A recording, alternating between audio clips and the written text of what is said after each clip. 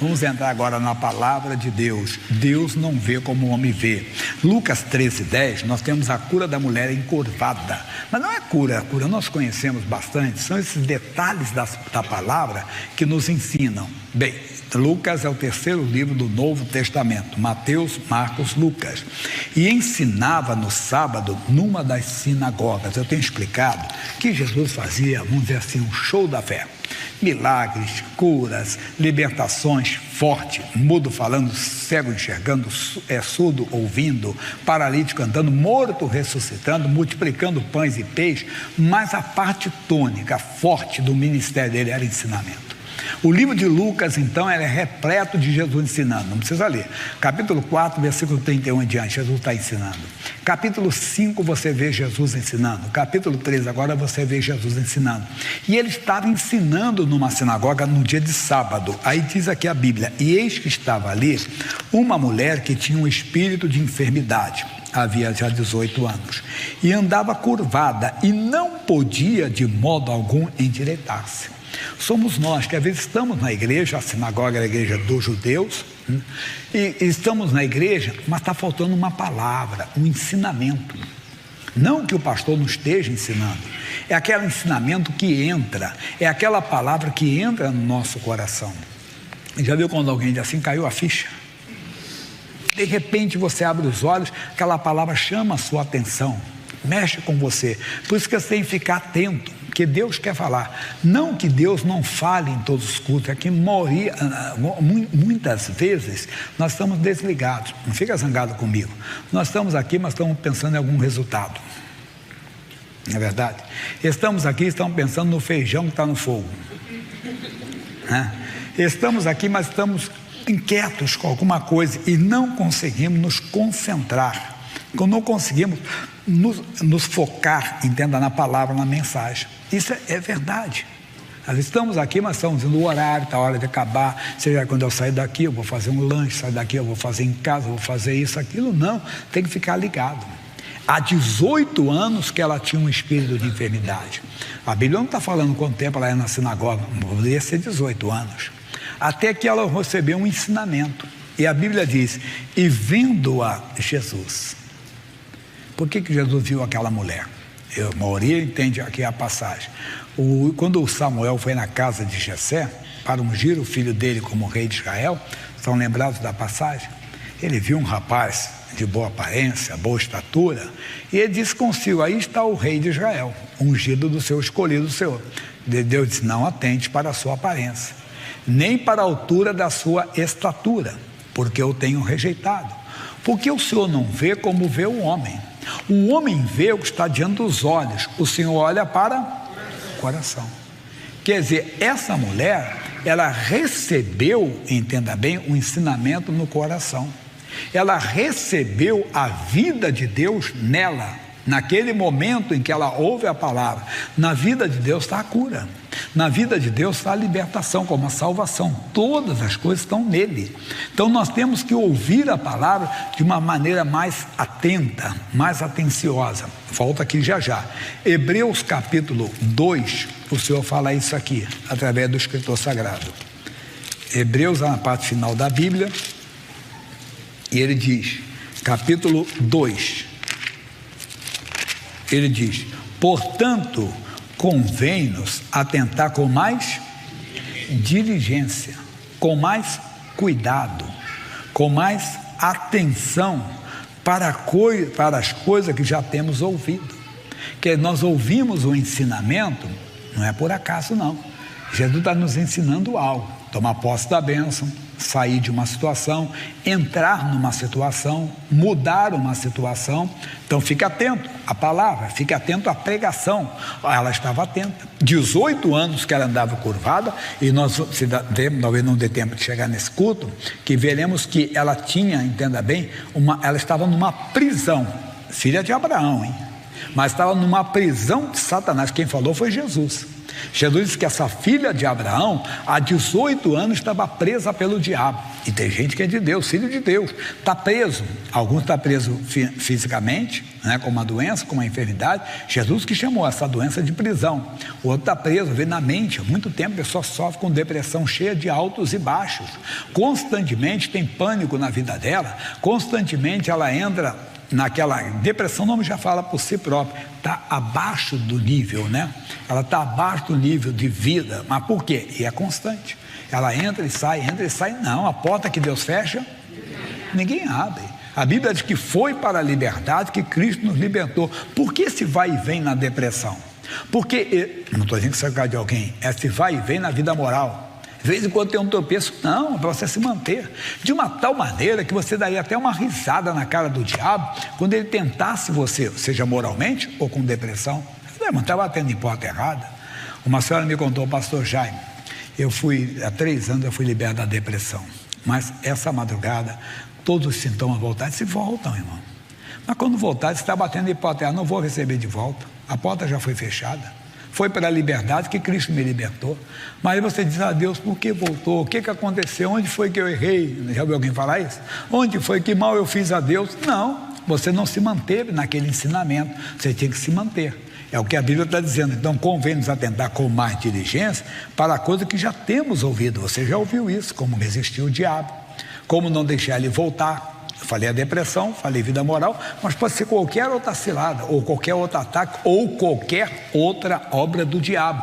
Ela tentará voltar, mas você fecha a porta, não está fechada, não vai entrar, porque isso você já sabe o ensinamento. Se não tem, tem que ouvir e ensinar. Ele assim, para que em tempo algum nos desviamos delas. Voltando lá agora para Lucas, então diz assim, Jesus vendo-a, chamou-a a si e disse-lhe, mulher, estás livre da tua enfermidade. E impôs as mãos sobre ela, e logo se endireitou e glorificava a Deus. É isso que Deus quer. Deus quer que você se endireite. Seja, entenda, fisicamente, seja moralmente, seja financeiramente. Tem gente que é financeiramente, não consegue manter o nível, entende? Não consegue, está sempre entrando no buraco, quer dizer, entrando no vermelho, constantemente você está entrando no vermelho, mas por quê? A Bíblia diz, ninguém devaz coisa alguma, e todos bem têm dívida, não consegue. Esse não é o padrão de vida para você. Não estou falando de você ser milionário, Deus pode até fazer de você um bilionário. Eu não tenho nada contra você ser, desde que você não fira a palavra de Deus. Mas ele diz que jamais viu o justo e a sua descendência mendigar o pão. Talvez estamos mendigando. Temos que pedir algum parente para pagar a nossa conta. Pedir alguma pessoa, entenda bem, para comprar no nome dela, porque nós não podemos usar nem o nosso nome. Olha que vergonha. Mas por favor, não é humilhação, só estou querendo alertar que nós temos que buscar de Deus para que essas situações não continuem, para que essas situações sejam mudadas, que Deus quer isso, para não ficar só nisso, como uma pessoa que constantemente, entenda bem, está irritada, está magoada com alguém, o diabo está sabendo onde você não guardou o ensinamento, quer dizer, você ouviu a palavra, mas se desvia dela. Lembra comigo aqui, já que eu falei tão rápido assim, deixa eu falar de João 8,31, não era planejamento não, João 8,31, você já ouviu aqui, 8,31, vai na paz. 8,31, Jesus dizia, pois, aos judeus que criam nele, se vós permanecerdes na minha palavra, verdadeiramente serei meus discípulos. Esse estudo, você ouve a palavra, você crê na palavra, mas você tem que permanecer na palavra, e a ver, não permanecemos.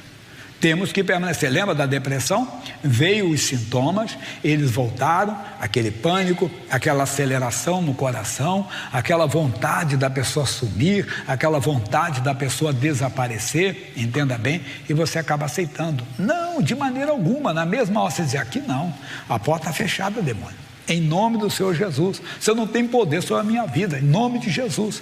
E a pessoa não vê isso, ela não presta atenção nisso, que Deus fechou a porta. Mas por que voltou? Voltou porque você recebeu. Durante anos nós explicamos, nossas palavras valem como recibo, que eles não tinham que assinar o recibo do inferno, você assinou. Então a porta que Deus fechou, alguém abriu. Não, você Você é o responsável, dar-te-ei a chave do reino dos céus. O que ligares na terra será ligado nos céus. O que desligares na terra será desligado nos céus.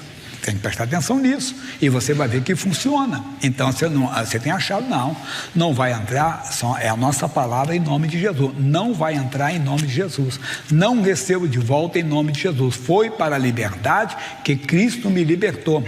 É isso que Deus quer com você. Então ele está dizendo para nós aqui, eles creram na palavra, eles ouviram a palavra, creram na palavra, mas tinham que permanecer. E conhecereis a verdade, e a verdade vos libertará. Terminando então no Lucas, a mulher se endireitou e glorificava a Deus. Aí entra na segunda parte, que deu tempo. E tomando a palavra, o príncipe da sinagoga, indignado, porque Jesus curava no sábado. É uma coisa que não dá nem para entender. Puxa, uma cura não importa o dia. Mas eles ligavam mais para o preceito religioso do que o milagre. Mas não era aí propriamente isso. Eles tinham, já ouviu alguém falar? Dorzinha de cotovelo. Porque Jesus, puxa, todos conheciam aquela mulher. Era uma mulher que frequentava ali, ou estava ali, ou se foi, mas todos viram como ela estava. Ela andava encurvada. Quando ela foi para frente, vem a mulher à frente, e ela foi. E todos viram, eles ouviam falar tanto dos milagres e faziam oposição. Naquele dia eles tiveram que se calar. Mas esse príncipe da sinagoga pegou uma brecha, que não era uma brecha, quer dizer, uma brecha para acusar Jesus, para querer mostrar, isso não é de Deus, ele faz sinais, ele faz prodígios, mas espera aí, está dizendo aqui, senhores, qualquer dia da semana vem 6 dias em que há mister trabalhar, neste pôs 20 para serem curados, e não no dia de sábado.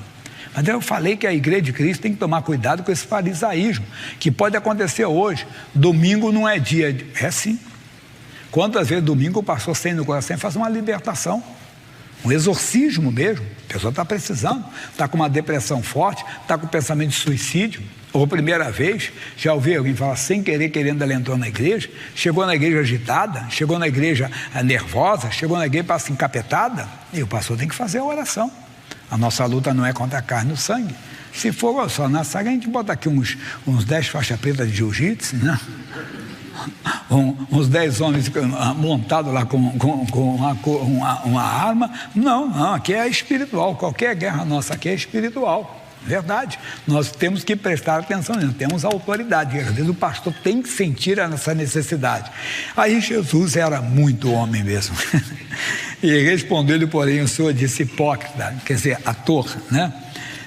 No sábado não desprende da manjedoura cada um de vós o seu boi ou jumento, e não o leva a beber água, e não convinha soltar desta prisão no dia de sábado esta filha de Abraão, a qual 18 anos Satanás mantinha presa. Olha aí, pessoal, a doença ali era uma prisão do diabo.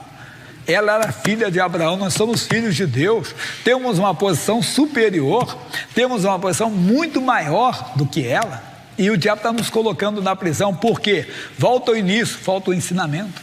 Nós precisamos de aprender mais com ele, adentrar nas escrituras. Aqui está a vida dele. Examine as escrituras. Ninguém vai ver a luz se não for na luz. Não tem luz fora da palavra. Na tua luz veremos a luz.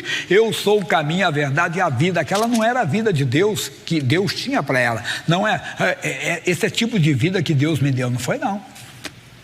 Lembra do Jó? Deus me deu? Deus tirou alguma coisa dele? Mas ele dizia: Deus me deu. E quando a pessoa diz: não, essa foi a vida que Deus me deu. Será que foi? Ela era uma filha de Abraão, mas estava presa. Por quem? Por Satanás. 18 anos. E a pessoa é um homem de Deus, é uma mulher de Deus, mas está presa por uma força, por um espírito, às vezes, que não deixa ele se levantar moralmente, está sempre tropeçando. Não temos que condenar a pessoa, passou aquele cara meio sem vergonha, aquela mulher. Não, é um demônio, irmão. É verdade. Uma senhora falou: pastor, foi a pergunta foi até o missionário, eu que respondi: meu marido não para de beber, é humilhante, todo o dinheiro nosso, da nossa renda, ele acaba na bebida. Mas coitado, ele não é dono de si. Estou falando isso que eu conheço, eu sei o que é uma pessoa dependente do álcool. Tem gente que é dependente tem gente que é dependente da prostituição. entenda bem, se tem um vício no álcool, vício nas drogas, tem gente viciada em prostituição, tem que ser liberto, ele está preso pelo diabo. Cabe você, que é um filho de Deus, uma filha de Deus, que tem a chave, colocá-lo em liberdade. Próximo culto vamos falar mais sobre isso. Quem tem a chave? Nós temos a chave.